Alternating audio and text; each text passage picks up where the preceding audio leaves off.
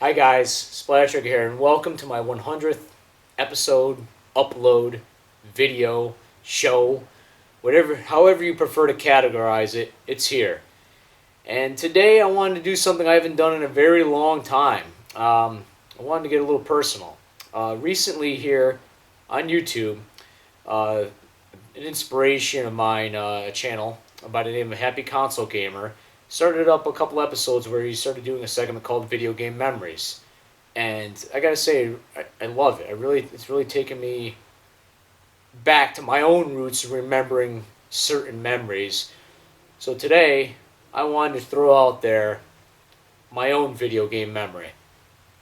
And recently in my personal life, particular circumstances have happened which got me thinking of a certain game that unfortunately I don't actually own the original copy I had anymore. But I do have the copy that was supplied to me by a fellow YouTuber by the name of Star Soldier 1. This would be for Super Mario Brothers 3. And if you guys are wondering what this is all about, well, I just want to talk about my memory of Super Mario Brothers 3 and something personal after that. When Super Mario Brothers 3 first came out, and I have a younger brother, which is a year younger than me, so it's really not younger, but we wanted this game badly, and it came out, I believe it was 1990, I believe, and we didn't have the money for it, so, over the week it was released, that coming weekend, we were scrounging the house, like bugging my mom and dad for money,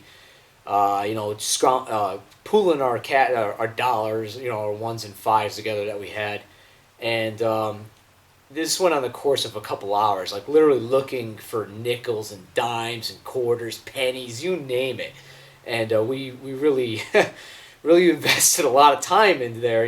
Being kids of about 9, 10 years old at the time, it's a different age back then, so it's hard to come by some cash. And my parents flat out refused to give us money, to loan us money for the game. They said, you got to get it on your own. So it became like a nice little project of ours.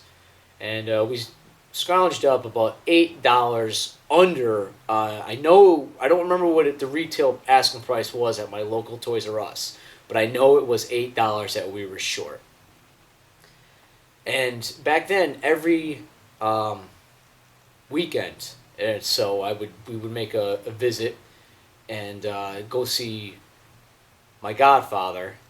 His name, called him Uncle Charlie, and I remember showing up I believe it was a Sunday. My brother and I, we go over our parents, drive there. He answers the front door. And being the incorrigible kids we were, I just happened to blurt out, "Uncle Charlie, we need $8 more for Super Mario Brothers 3 to buy the game."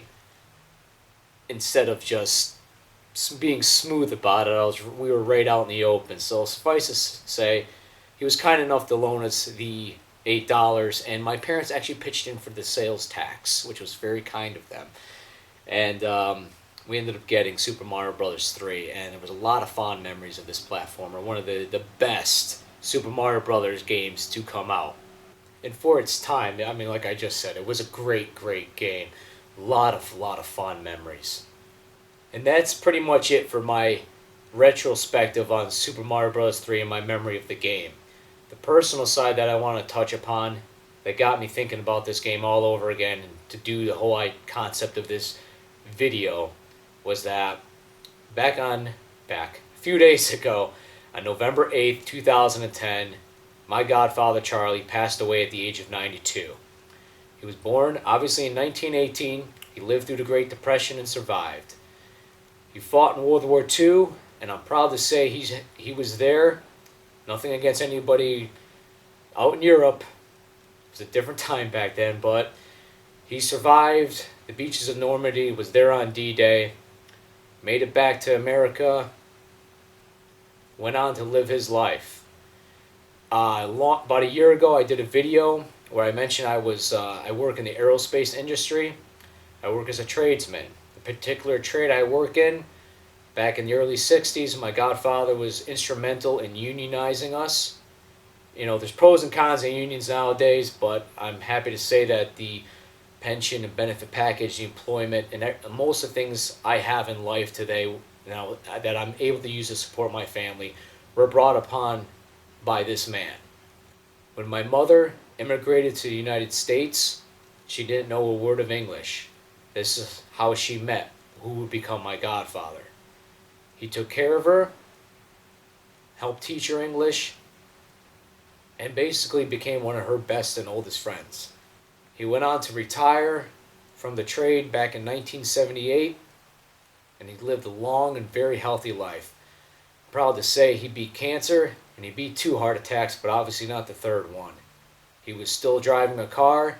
He's still able to knock a beer down once in a while, depending on when his medication will kick in, but he was still living a very full life. His death came very unexpectedly, but I just had to do this video. I know it could be very personal for some people, but he was instrumental in making me the person that I am today. And many people out there would think Godfather, this, that, religious aspect. It really didn't have much to do with that. This man was more like a father to me, a grandfather. I was very close to this man. I just want to throw this out there to all the fans who've watched for 100 videos. I really appreciate it. Thanks a lot. And Uncle Charlie, rest in peace.